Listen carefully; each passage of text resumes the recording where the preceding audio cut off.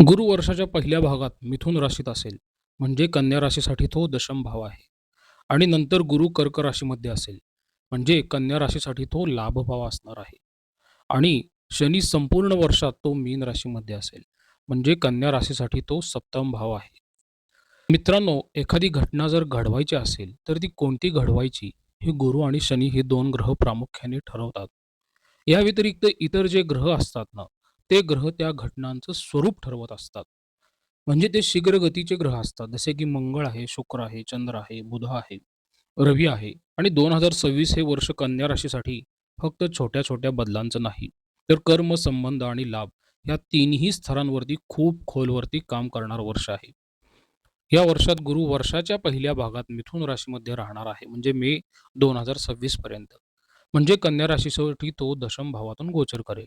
कर्म, कार्यक्षेत्र, नोकरी, व्यवसाय, प्रतिष्ठा यावर थेट परिणाम करणारा तो गुरु असेल. आणि वर्षाच्या दुसऱ्या भागात गुरु हा कर्क राशीमध्ये असणार आहे. म्हणजे कन्या राशीसाठी तो 11वा भाव असेल. लाभ, उत्पन्न, मित्र, इच्छापूर्ती ह्या सर्व गोष्टींवरती तो गुरु काम करेल. आणि शनी संपूर्ण वर्ष मीन राशीत राहणार आहे. म्हणजेच कन्या राशीसाठी तो सप्तम भाव असेल. विवाह, जोडीदार, करार, सार्वजनिक जीवन आणि थेट लोकांशी संबंध या सर्वावरती शनीचा प्रभाव असणार आहे. कन्या लग्ने दशमे गुरुः कर्मवृद्धिं सप्तमे शनी संबंध परीक्षां लाभस्तो गुरुः फल समृद्धीं करोती. अर्थ असा आहे की कन्या राशीसाठी किंवा कन्या लग्नासाठी 10व्या भावातील गुरु कर्मवृद्धी, कामाचा विस्तार देतो आणि सप्तम भावातील शनी हा नाती आणि संबंधांना परीक्षा घेऊन शुद्ध करतो. याचबरोबर 11व्या भावातील गुरु योग्य प्रयत्नांना भरघोस फळ देतो. म्हणून आज आपण कन्या राशीचं 2026 हे वर्ष विस्ताराने, शांतपणे याच्यामध्ये संधी आणि सावधानता या दोन्ही बाजू आपण तर्कयुक्त समजून घेऊया. वर्षाचा ढाचा मित्रांनो कसा असेल, की सर्वप्रथम पहिल्या भागातला जो गुरु आहे, तो मे 2026 पर्यंत आहे आणि दुसऱ्या भागातला गुरु त्याच्यानंतर तो मे 2026 नंतर शेवटपर्यंत असेल वर्षाच्या. आणि त्याचबरोबर शनी महाराज पूर्ण वर्षभर धर्मकारक गुरूच्या राशीमध्ये असतील. आणि ह्या सर्वांचा एकत्रित प्रभाव जो आहे, तो संपूर्ण वर्षभर कन्या राशीच्या विचार, आचार, सर्व क्षेत्र असतील त्यांच्या आयुष्यातली, नोकरी, विवाह, जोडीदार, थेट लोकांशी संबंध, सार्वजनिक प्रतिमा ह्या सर्वांवरती तो पडणार आहे. त्यामुळे आपण आता एक-एक भाग जे आहे, तो थोड्या आपण खोलवरती चर्चेला घेऊया. गुरु मिथुन राशीत म्हणजे तो कन्या राशीसाठी नक्कीच कर्म, नोकरी, व्यवसाय आणि प्रतिष्ठेवरती तो प्रभाव टाकणाराच आहे. याच्यामध्ये काय होतं मित्रांनो, आपलं जे मुख्य काम आहे, नोकरी आहे किंवा आपला मुख्य व्यवसाय आहे किंवा समाजातील स्थान आहे ना किंवा आपण कशासाठी त्या समाजात ओळखलं जातो. माझं कार्यक्षेत्र काय आहे? ह्याचं उत्तर तुम्हाला हा गुरु देणार आहे. येथे गुरु येतो म्हणजे काय, की कन्या राशीसाठी हा काळ तुमचं प्रमोशन करणार आहे, कामाचा विस्तार वाढवून देणार आहे आणि मार्गदर्शनाचा भक्कम कालखंड तो होत असतो. म्हणून या गुरुचे सकारात्मक परिणाम काय आहे? तुमची कामात उंची वाढते, नवे दरवाजे उघडे होतात आणि ह्या काळात तुमच्या कामाची किंवा नोकरीची, व्यवसायाची दिशा वरच्या बाजूकडेच वळण्याची शक्यता जास्त असते. जसे की प्रमोशनची चर्चा असते, जबाबदारीत वाढ होते, अधिक मान व प्रतिष्ठा मिळतो आणि वरच्या स्तरावरती थेट काम करण्याची संधीही मिळते. योग्य मार्गदर्शक असतील किंवा वरिष्ठ असतील ना, त्यांची पण तुम्हाला साथ मिळेल. कारण की दशम भावातील गुरु हा वरिष्ठ, गुरुजन किंवा अधिकारी वर्ग यांच्या रूपाने तुम्हाला आधार देतो. कोणीतरी ज्येष्ठ व्यक्ती किंवा प्रामाणिक सल्लागार किंवा मार्गदर्शक हे तुमच्या बाजूने उभे राहतील. कायम तुम्हाला त्यांचं पाठबळ राहणार आहे. तुमच्या कामांमध्ये अर्थ आणि समाधानामध्ये वाढ होईल. कारण की कन्या राशीच्या लोकांना फक्त पैसाच नको असतो. त्यांना कामाचाही अर्थ हवा असतो. समाधान ते शोधत असतात. या काळात मी जे करतोय त्याला अर्थ आहे, असा अनुभव तुम्हाला मिळेल. कामावर जाऊन फक्त थकून न येता आज काहीतरी खरोखर केलं असं वाटणं म्हणजेच त्या दशम भावातील गुरूचा परिणाम असेल आणि हळू तो कन्या राशीच्या व्यक्तींच्या सायकॉलॉजीवरती काम करायला सुरुवात करेल. नवा प्रकल्प असेल, नवी दिशा असेल किंवा तुमच्या पदाचा विस्तार असेल ना, ह्यावरती पण परिणाम करतो. काही कन्या राशीच्या व्यक्तींसाठी काय होतं, की नव्या विभागात जाणे किंवा नव्या जागी बदली होणे, नवे करार होणे किंवा नव्या क्षेत्रात तुम्हाला तुमचा हात आजमावायचा आहे, अशा पण गोष्टी घडतील. ज्यांनी आधीच मनात कामात थोडा बदल करायचा असा विचार ठेवलाय ना, त्यांच्यासाठी तर ही वेळ अत्यंत योग्य आहे. दशम भावातील गुरु काय करतो? तुमच्या नावाला, प्रतिमेला अशी एक ओळख करून देतो. लोक तुमच्याकडे जास्त आदराने पाहतील. तुमचं नाव घेताच ह्या व्यक्तीच्या किंवा हिच्या हातात काम दिलं तर ते होऊन जातं. असा एक तुमच्याबद्दल विश्वास तयार होईल सगळीकडं. पण एक सावधानता तुम्ही ठेवली पाहिजे. गुरु हा नक्कीच शुभग्रह आहे. तो 10व्या भावात आहे. पण काय करतो तो कामाचा भार वाढवतो. त्यामुळे तुम्हाला थोडं मॅनेजमेंट, व्यवस्थापन शिकलं पाहिजे. काम वाढेल, जबाबदाऱ्या येतील. कारण की लोक तुमच्यावरतीच अवलंबून राहणार आहेत.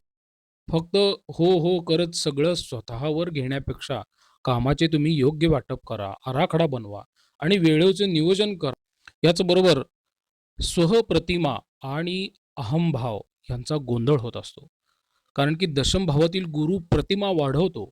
कन्या राशीचे लोक कसे आहेत आधीच, मी अचूक, मी बरोबर या भावातच ते चांगले जगत असतात. धोका असा आहे की तुम्ही स्वतःला कामात इतके बरोबर मानाल, की इतरांना चुकीचं ठरवणं पण तुम्हाला आवडीचं वाटेल. त्यामुळं काम वाढलं तरी नम्रतेची सूक्ष्म रेखा तुम्ही जपणं गरजेचं आहे. याचबरोबर घर, काम किंवा ताण यांचं संतुलन पाहिजे. कारण 10व्या भावातील गुरु जोर कामाकडे खेचतो. घर, कुटुंब, जोडीदार, मुलं यांना वेळ देणं थोडं कठीण जाऊ शकतं. नंतर काय होतं, मी त्यावेळेस घरी नव्हतो, ही खंत राहू नये याची तुम्ही काळजी घ्या. वर्षाच्या उर्वरित भागात म्हणजे मे 2026 नंतर गुरु हा कर्क राशीत असेल. 11वा भाव आहे.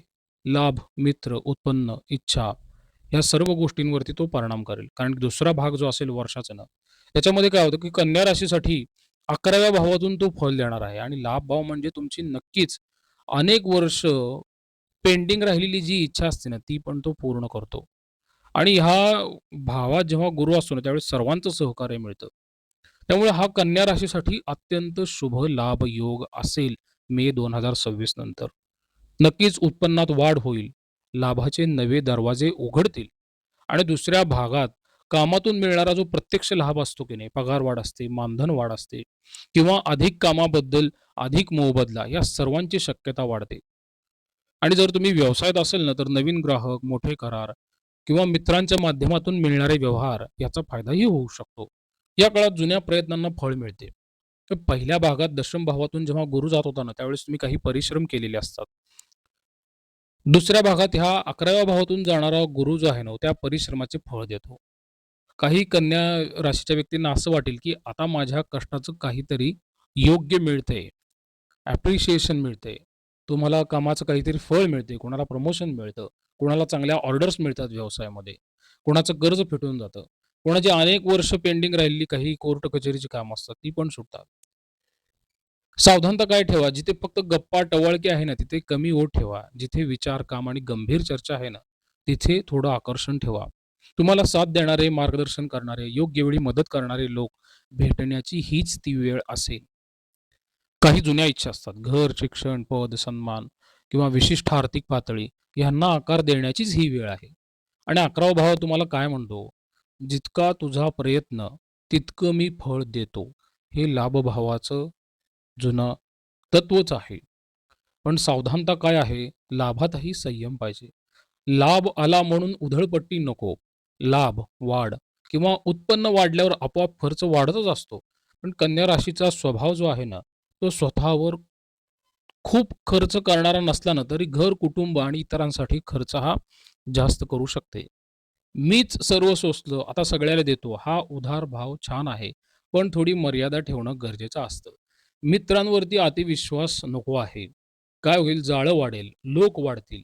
पण प्रत्येक जण तुमच्यासाठीच एकसारखा प्रामाणिक असेल, असं गृहीत धरू नका ना. त्यामुळे तिथं कधीतरी तुमची फसगत होऊ शकते. काही नात्यांना थोडा वेळ द्या, निरीक्षण करा आणि मग मनापासूनच तुम्ही बोला ना. त्याचबरोबर मित्रांनो, शनी आता मीन राशीमध्ये राहील पुढील वर्षभर आणि हा सप्तम भावात असणार आहे कन्या राशीसाठी. तर जोडीदार, विवाह, भागीदारी, सार्वजनिक प्रतिमा यावरती तो शनी फार वेगळ्या प्रकारे परिणाम करतो. त्यामुळे हा सगळ्यात महत्त्वाचा आणि थोडा कठीण असलेला गोचरीचा प्रभाव कन्या राशीवर येईल. जीवनसाथी, व्यवसायामधील पार्टनरशिप किंवा तुमच्या संपर्कात येणारे जे लोक आहेत ना, यांच्यामध्ये एक वेगळ्याच प्रकारची तो गंभीरता तयार करतो.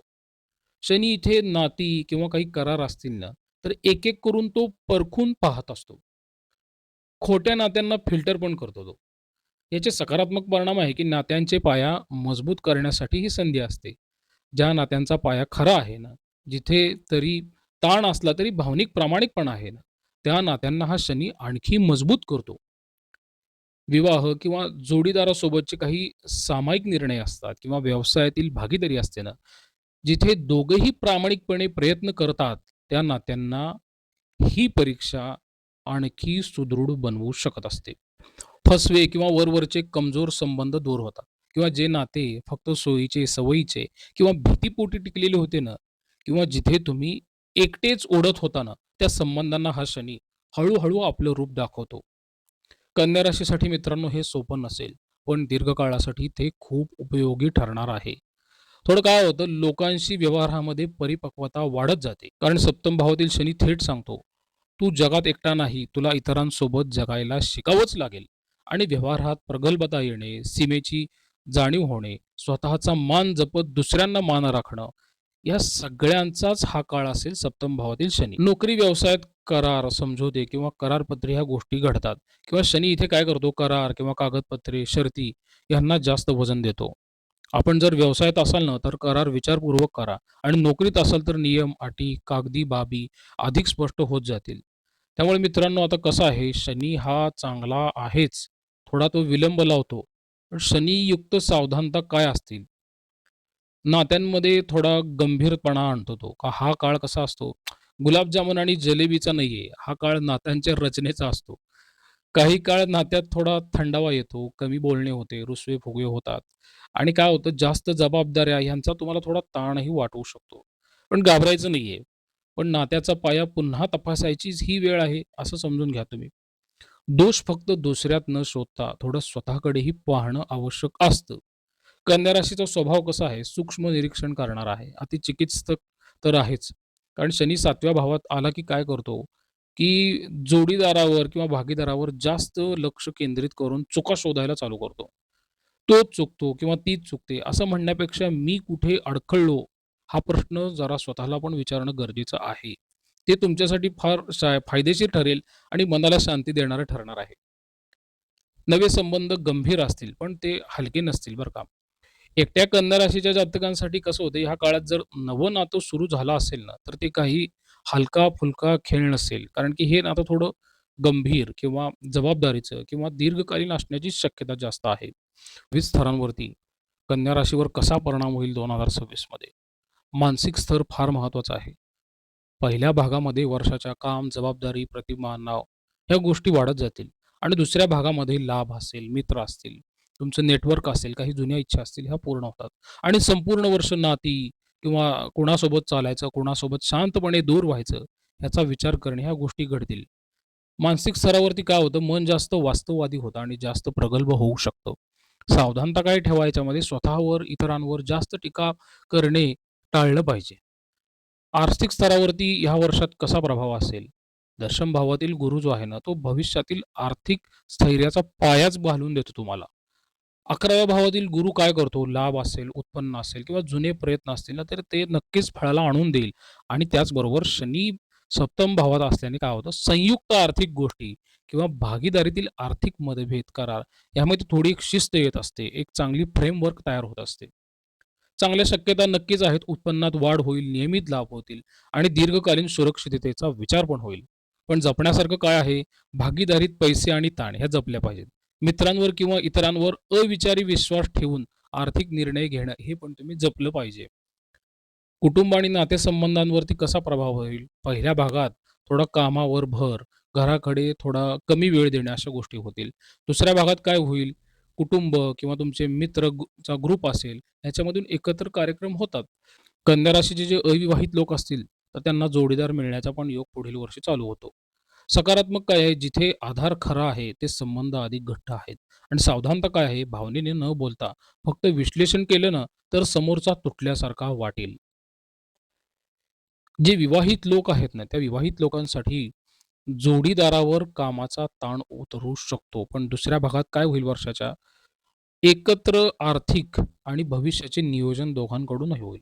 संपूर्ण वर्ष नात्याच्या पाया तपासला जाणार आहे.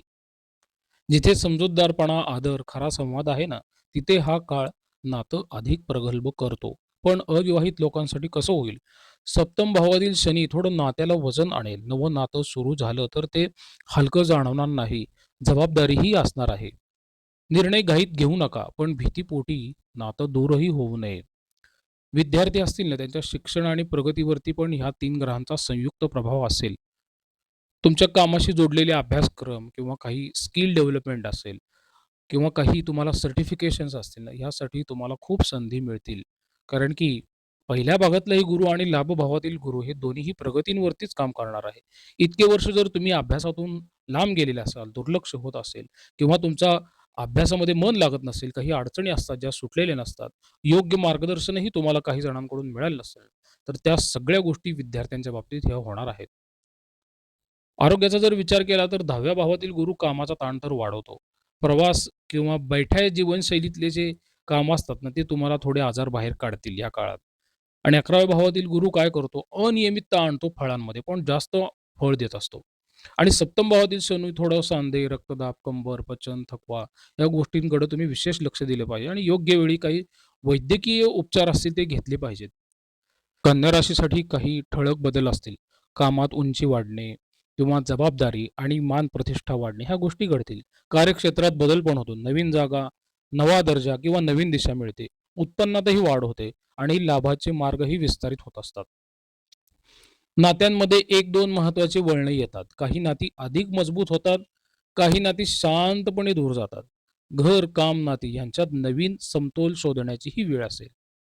मी नक्की कोणासोबत कसा संबंध ठेवू इच्छितो? ह्या प्रश्नाचे तुम्हाला स्पष्ट उत्तर ह्या काळात मिळेल. कारण की सप्तम भावातील शनी हा चांगला आत्मपरीक्षणाची सुरुवात करून देतो. पहिल्या भागात काय शनी सांगतोय? तुझं काम उंचव, जबाबदारी वाढव आणि तुमच्या कामाला नवं रूप दे. दुसऱ्या भागात गुरु काय सांगतो? आता त्या कर्माचं फळ घे, लाभ वाढव आणि तुझं नेटवर्क पण डेव्हलप कर. आणि संपूर्ण वर्षभर हे तिन्हीही ग्रह संयुक्तपणे काय सांगतील, की तुमचं खरं बळ, की तुम्ही एकटा आहेत किंवा मजबूत आहेत ह्यात नाहीये, तर तुम्ही इतरांसोबत किती प्रगल्भपणे वागत आहात ह्यामध्ये आहे. त्यामुळे कन्या राशीसाठी थेट निष्कर्ष काय असेल? 2026 हे वर्ष नक्कीच काम उंचावण्याचं, लाभ वाढवण्याचं आणि नाती शुद्ध करण्याचं वर्ष आहे. हा काळ तुम्हाला परखून पाहणार आहे, पण तोडणार नाही. ज्याने काय होईल, कामात प्रामाणिकपणा येईल, पैशात थोडा संयम येईल, शिस्त येईल आणि नातेसंबंधात प्रगल्भता येईल. हे वर्ष कन्या राशीला जाता-जाता काय सांगून जाईल? मी तुमच्या जीवनाला दिशाही दिली आणि साथीदारांची खरी ओळखही करून दिली. प्रसाद कुलकर्णी, पंढरपूर. श्रीराम.